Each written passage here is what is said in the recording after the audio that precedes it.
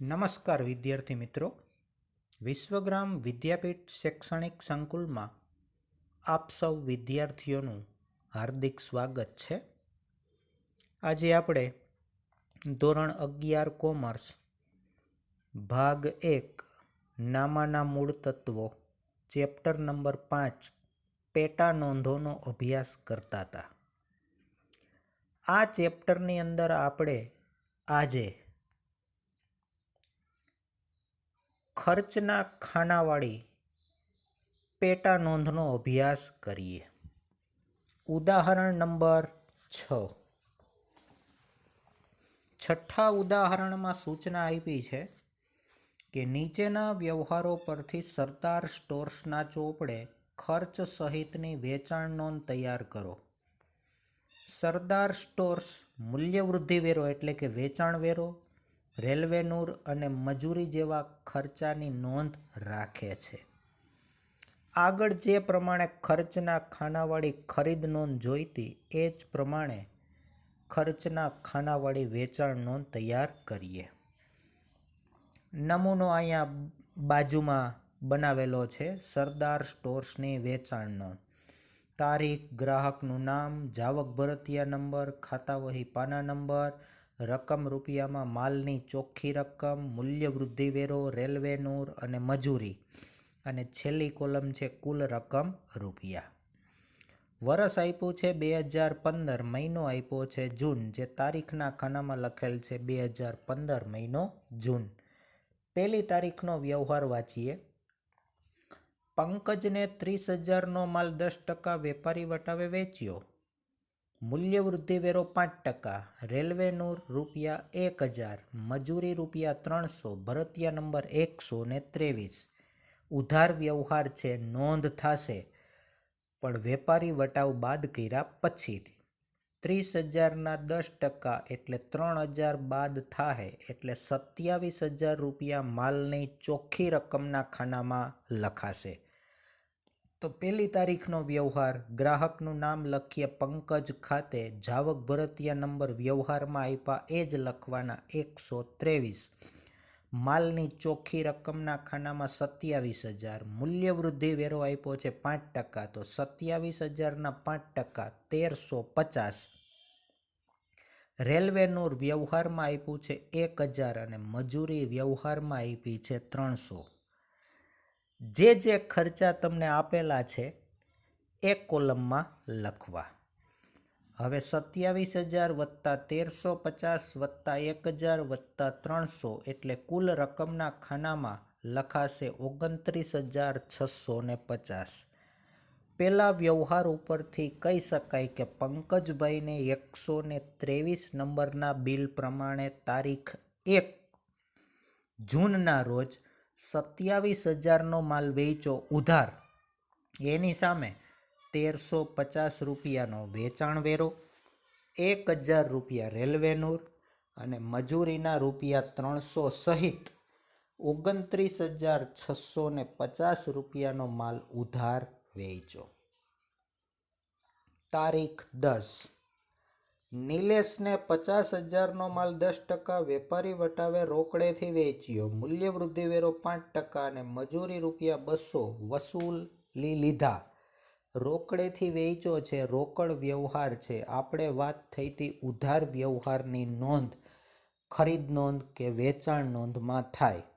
આ વ્યવહાર પૂરેપૂરો રોકડ છે એટલે ખરીદનો વેચાણ નોંધમાં નોંધ થશે નહીં.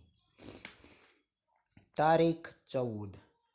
જયેશભાઈને 20,000નો માલ 5% વેપારી વટાવે 3 મહિનાની સાખ પર વેચ્યો.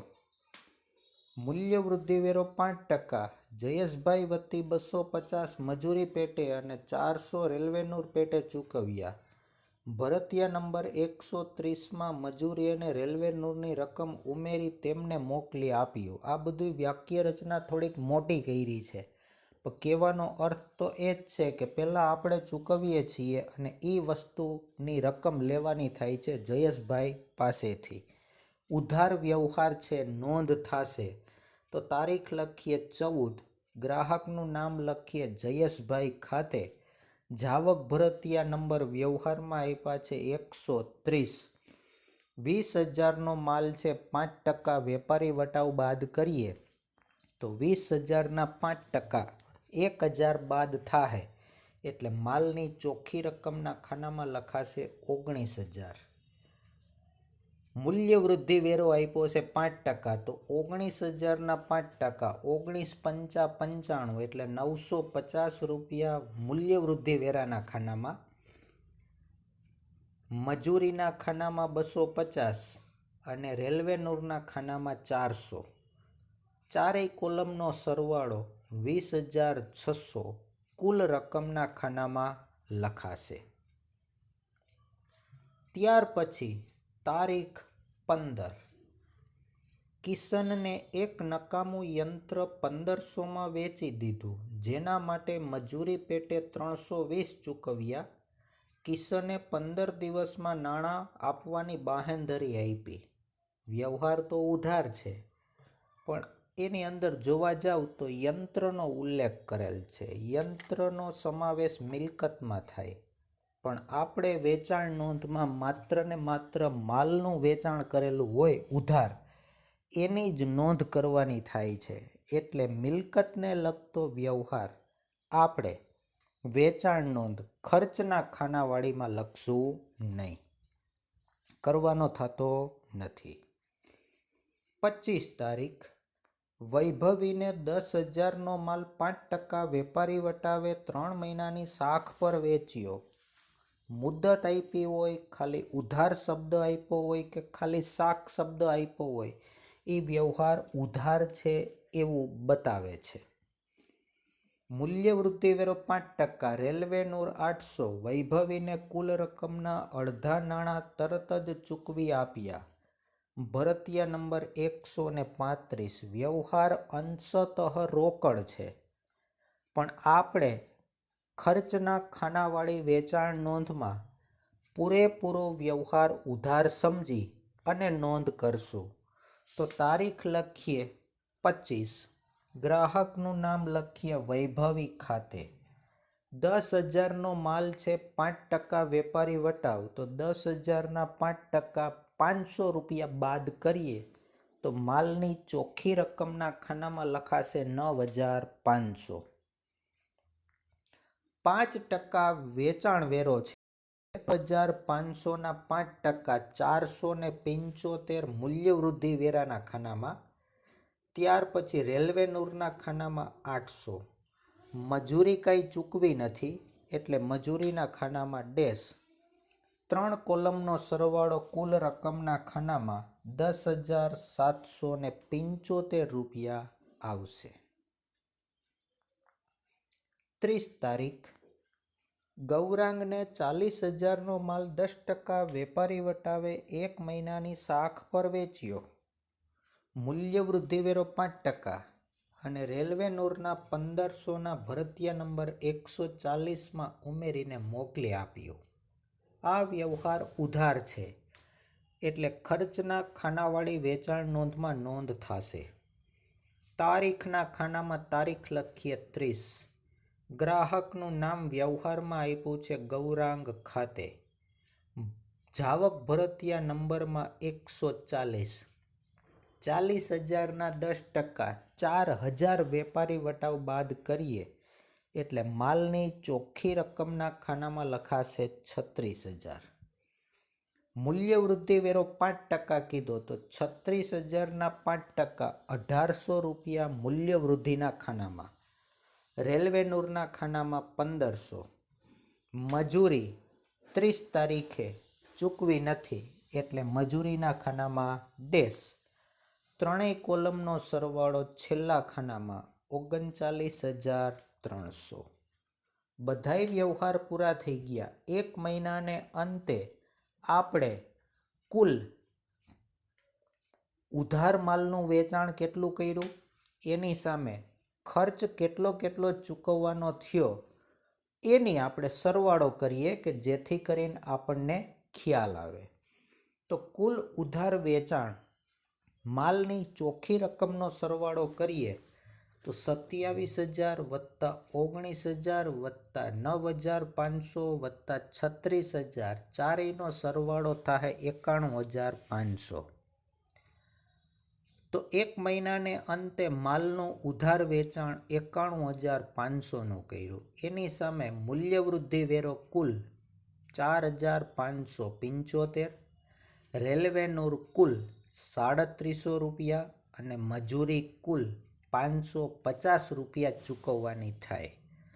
માલ અને ખર્ચનો સરવાળો છેલ્લા કોલમનો કરો તો 1,325 રૂપિયા જેવો થાય છે.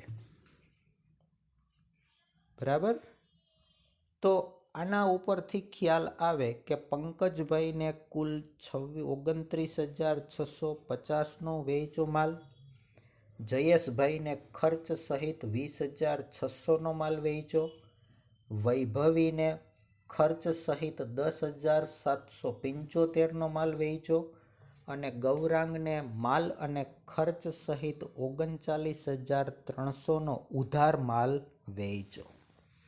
એક મહિનાને અંતે માલ અને ખર્ચનું કુલ વેચાણ આપણે ઉધાર 1,325 કરેલું છે. તો વિદ્યાર્થી મિત્રો, આ બધાય દાખલા ઈઝી છે.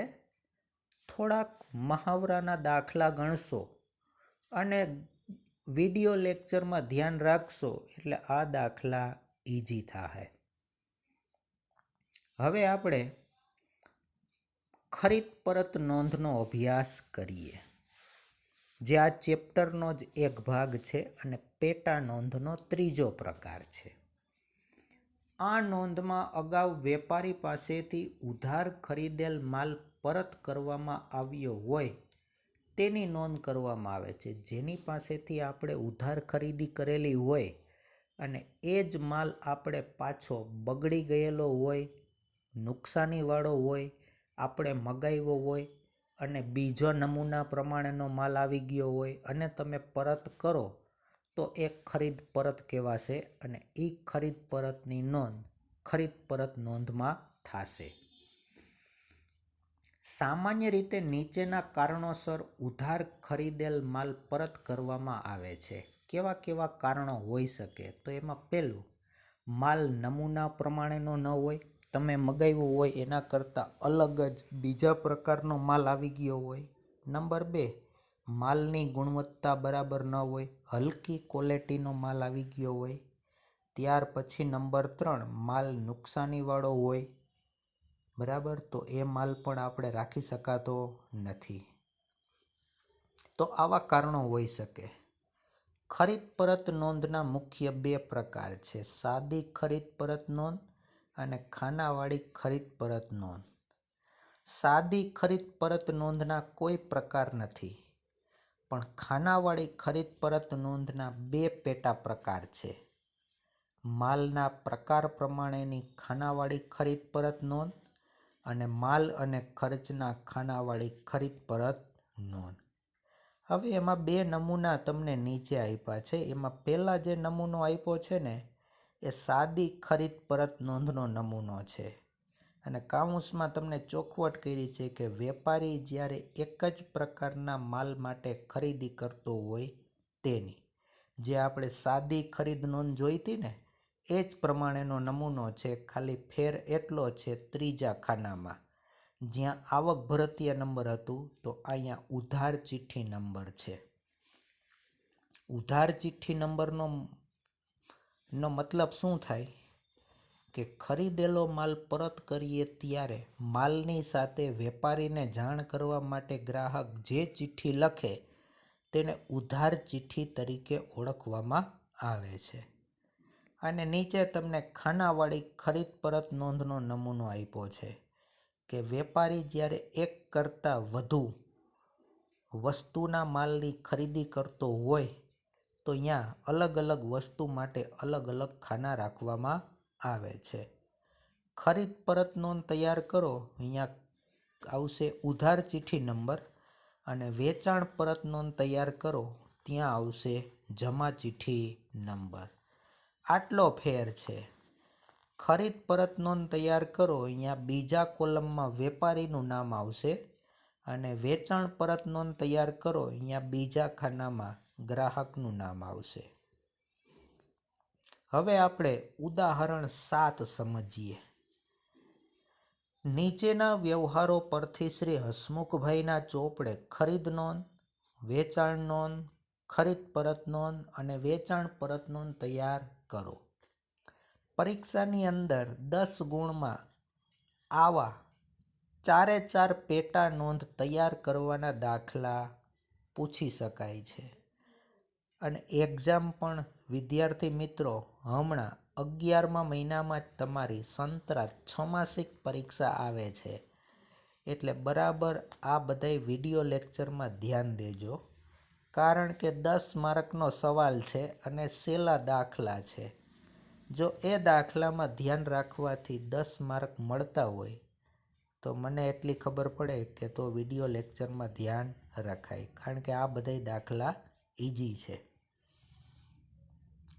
4 પેટા નોંધ તૈયાર કરવાની છે અને સાદી છે. તો હસમુખભાઈના ચોપડે સાદી ખરીદ નોંધ, હસમુખભાઈના ચોપડે સાદી વેચાણ નોંધ, હસમુખભાઈના ચોપડે ખરીદ પરત નોંધ, હસમુખભાઈના ચોપડે સાદી વેચાણ પરત નોંધ. વર્ષ આપ્યું છે 2015 જાન્યુઆરી, તો 4 પેટા નોંધના તારીખના ખાનામાં 2015 જાન્યુઆરી, 2015 જાન્યુઆરી 4 પેટા નોંધમાં લખી નાખવાની. શા માટે? તો કે હિસાબો છે એ જેટલી તમે પેટા નોંધ જેટલા નમૂના બનાવો એ તારીખના ક્રમમાં હિસાબો લખાવવા જોઈએ. બરાબર. પહેલી તારીખનો વ્યવહાર આપ્યો છે કે ધ્રુવીલ પાસેથી 10,000નો માલ ખરીદ્યો, 10% વેપારી વટાવ, બિલ નંબર 110. પહેલી તારીખનો વ્યવહાર ઉધાર છે. 4 પેટા નોંધ બનાવી છે, એમ ખબર કેમ પડે કે આમાં જ લખવાનો? તો એનો જવાબ પણ તમને વ્યવહારમાં આપી દીધો છે, ખરીદ્યો કીધો છે એટલે નોંધ થશે ખરીદ નોંધમાં.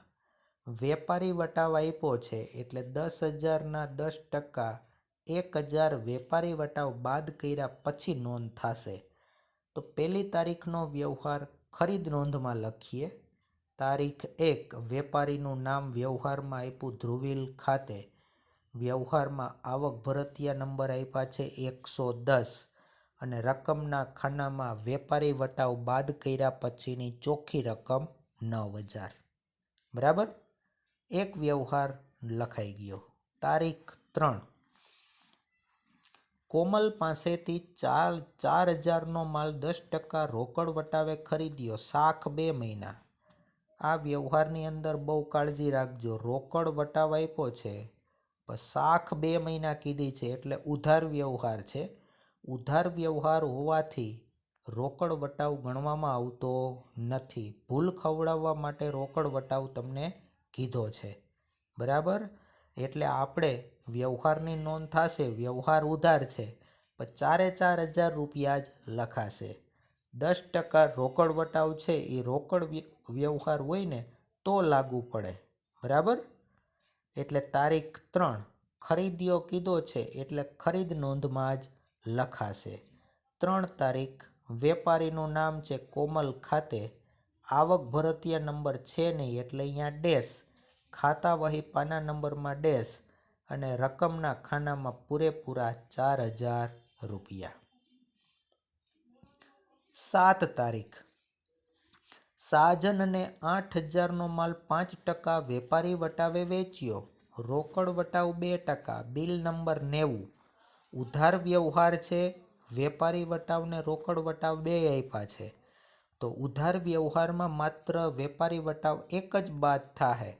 રોકડ વટાવ તો રોકડ વ્યવહાર હોય ત્યારે જ બાદ કરવાનો થાય અને રોકડ વ્યવહાર હોય તો એ આપણે 4માંથી કોઈ પણ પ્રકારની પેટા નોંધમાં નોંધ કરવાની થતી નથી. અને વેચ્યો કીધો છે 7 તારીખનો વ્યવહાર એટલે વેચાણ નોંધમાં નોંધ થશે. તો વેચાણ નોંધમાં તારીખ 7, ગ્રાહકનું નામ છે સાજન ખાતે, જાવક ભરતિયા નંબર 90 અને 8,000ના 5% 400 રૂપિયા બાદ થાય એટલે માલની ચોખ્ખી રકમના ખાનામાં લખાશે 7,600. તારીખ 10. 4,000નો માલ ખરીદ્યો. Cash memo number 30. Cash memo એનો મતલબ શું થયો? રોકડ બિલ. તો એનો મતલબ એમ થયો કે રોકડેથી માલ ખરીદ્યો, તો રોકડ વ્યવહાર છે.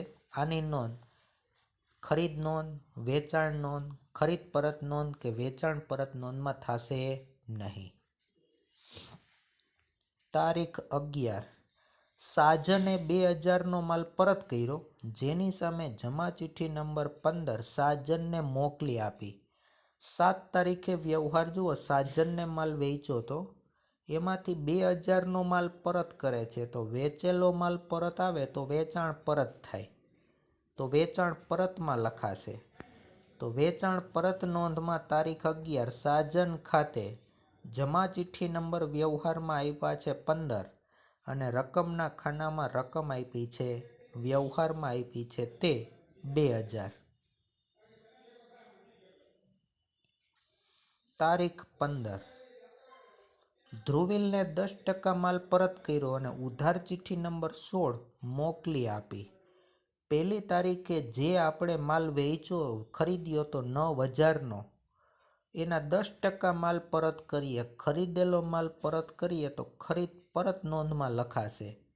તારીખ 15 ધ્રુવીલ ખાતે અને ખરીદ નોંધમાં જુઓ 9,000નો માલ આપણે ખરીદ્યો તો એના 10%, તો 900 રૂપિયાનો માલ આપણે પરત કરીએ છીએ, રકમના ખાનામાં આવશે 900, ઉધાર ચિઠ્ઠી નંબરના ખાનામાં આવશે 16. સમજાય છે ને? રકમની અંદર વ્યવહાર આપ્યો છે એના 10% કરશો તો વેપારી વટાવ તમારે બાદ કરવો પડશે, પણ તમને ખરીદ નોંધમાં જે વ્યવહાર આપ્યો છે એના 10% કરી નાખશો, કારણ કે વેપારી વટાવ બાદ કર્યા પછીની જ કિંમત આપી છે. જો રકમ ઉપરથી વ્યવહાર ઉપરથી તમે ગણતરી કરી અને લખવા જાશો તો ક્યાંક વ્યવહારની અંદર ભૂલ થાય. પણ એક વસ્તુ યાદ જ રાખવાની, ખરીદ નોંધ કે વેચાણ નોંધની અંદર જે વ્યવહાર આપ્યા હોય એની ટકાવારી કરી નાખશો એટલે ડાયરેક્ટ જવાબ સીધો ખરીદ પરત કે વેચાણ પરતમાં લખવાનો થાય. તારીખ 16. શ્રી બહુચર ફર્નિચર માર્ટમાંથી 5,000નું ફર્નિચર ખરીદ્યું. ફર્નિચર એટલે મિલકત. મિલકતનો સમાવેશ આ આપણે 4 પેટા નોંધમાં કરવામાં આવતો નથી. એટલે આ વ્યવહારની નોંધ ખરીદ નોંધ, વેચાણ નોંધ, ખરીદ પરત નોંધ કે વેચાણ પરત નોંધમાં થશે નહીં, અને એની તમારે નોંધ પણ ક્યાંય કરવાની થતી નથી. તારીખ 18. નિર્મી પાસેથી 30,000નો માલ ખરીદ્યો, અડધા નાણાં તરત જ ચૂકવી દીધા. અંશતઃ રોકડનો વ્યવહાર છે, પણ પૂરેપૂરો ઉધાર સમજી અને આપણે નોંધ કરીએ. ખરીદ્યો કીધો છે એટલે ખરીદ નોંધમાં નોંધ થશે. તો તારીખ 18 નિર્મી ખાતે ભરતિયા નંબર આપ્યા નથી, તો રકમના ખાનામાં પૂરેપૂરી રકમ 30,000. શું કામે? તો કે વેપારી વટાવ પણ આપ્યો નથી. 19 તારીખ નિર્મી પાસેથી ખરીદેલો બધો જ માલ હેલીને 36,000માં વેચી દીધો. સાખ 3 મહિના, વેપારી વટાવ 10%, બિલ નંબર 100. નિર્મી પાસેથી જે 30,000નો માલ વેચ્યો તો એ હેલીને આપણે 36,000માં વેચીએ, કારણ કે આપણને નફો મળે એ પ્રમાણે આપણે માલ વેચતા હોઈએ ને, બરાબર.